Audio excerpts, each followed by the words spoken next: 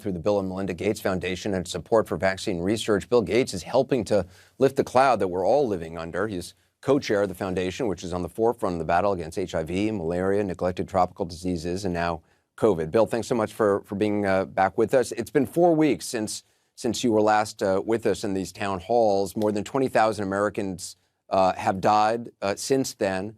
Since we last spoke, this disease, 1.5 million more have become infected in that time. It's certainly clear we're in a worse place than we were back then 4 weeks ago. I'm just wondering, to you, what stands out right now in terms of where we are in the trajectory of this?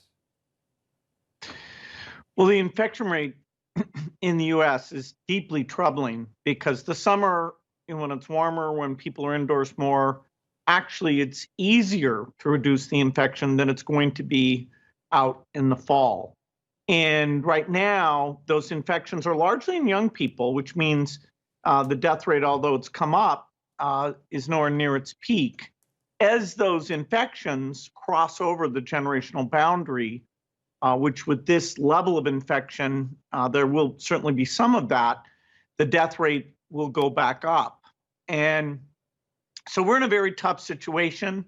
Globally, there are many countries now that are in their first wave, and for them, where they're a lot poorer, that's very difficult. South Africa, India, really large numbers there. So, things are definitely on sort of the bad side of what we would have predicted 4 weeks ago. When you were here in May, Bill, there was a study that we talked about. It came out by researchers at Columbia, and it basically said if we had shut down just 2 weeks earlier, it would have prevented more than 80% of infections. So, for example, instead of 4 million now, there'd probably be fewer than 1 million. And we didn't do it, obviously. But I think the question now, looking forward, is did we learn the lesson? I mean, nobody wants to shut down again, but do we need to shut down at least some parts of the country? How do you balance the public health versus economy sort of back and forth now 6 months into things? Well, there's certainly some activities that the benefit they provide versus the risk of infection means they're, probably shouldn't be allowed for the rest of this year until the numbers get way, way down. Going to bars, in fact, I joke, if people went to bars and they didn't talk, it'd be okay. They'd just sit quietly and drink. But, restaurants, public gatherings, we should have clamped down on those even more at the time we opened them up. And people said, hey, your cases are increasing, so you can't be opening up. And people hoped that we'd get away with that because people like to come out. But we didn't. In most parts of the country, we didn't get away with it. 4 days after the first person in the United States was confirmed to have died from coronavirus, which wasn't too far from Microsoft headquarters. Back then, Microsoft told their employees they could work from home. It was just one patient at that point, and that was a big decision, I imagine. Do you know what was the company's thinking, and will they be allowed, to continue to work from home? Yeah, I was part of those discussions, and we were saying, wow, no one's going to go into work. They're all just going to be at home. And I realized that was a natural thing to do once a pandemic hit. I hadn't thought about, okay, how much work will they be able to do, right. Which of course is the internet and the software tools. That's worked out better than I would have expected. That is, for office workers, including programmers, the lack of productivity from being at home is not very high. It's a little tougher for new employees. You have to work hard to get the camaraderie and make decisions. But I think those office workers will be amongst the last to go in. And so there's no known date for either the foundation employees or the Microsoft employees to go back right now. I haven't been in either of those offices since that day in March where we said, wow, no one's going to go to work. Do you think it's going to continue like this, not just, for the foreseeable future in terms of, until there's an effective vaccine, effective treatment, but there are a lot of people predicting the death of American cities, the death of office life as we know it. Yeah, I wrote a book a long time ago called The Road Ahead, where I said cities would be less dense because people would do digital working. And up until recently, that trend was the opposite of what I predicted. Cities got more and more vibrant. I don't know how we'll strike that balance when we get out of this, but there are three innovation tracks. Innovation and testing, which is still way behind and much worse than people think, because if you don't get the results within 24 hours, it's basically a useless test.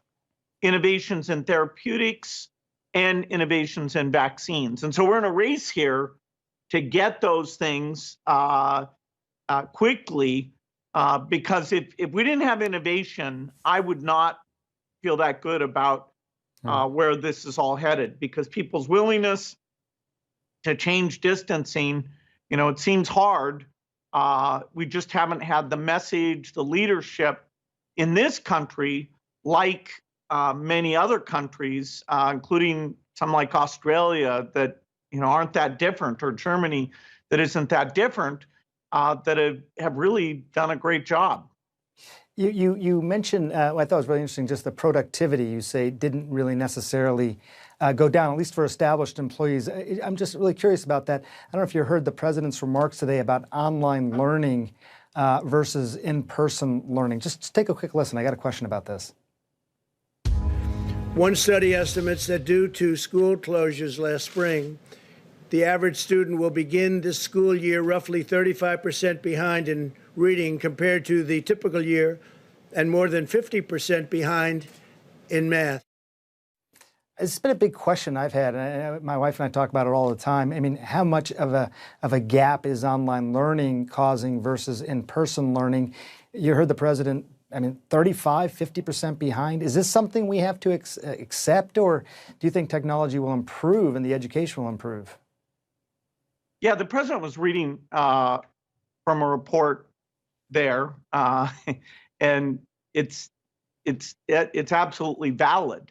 What you see is this gigantic disparity, which is that the younger the kids are, the worse online works for them.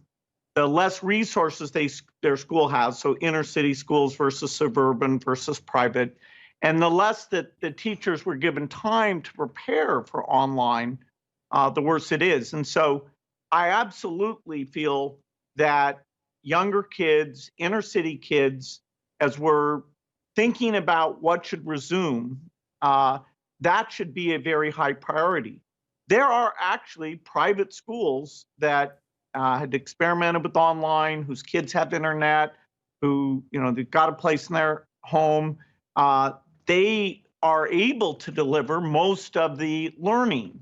And, so those schools aren't suffering the same deficit. So it strikes along the same lines of inequity that we see in almost everything in society.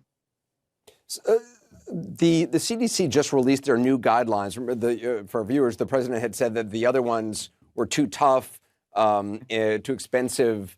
I think you would want tough guidelines, but that's another matter. They've released now new ones for reopening schools, and in it they state, quote, "There is mixed evidence about whether returning to school results in increased transmission or outbreaks." Do you think that's true, Bill? Is the evidence mixed on this?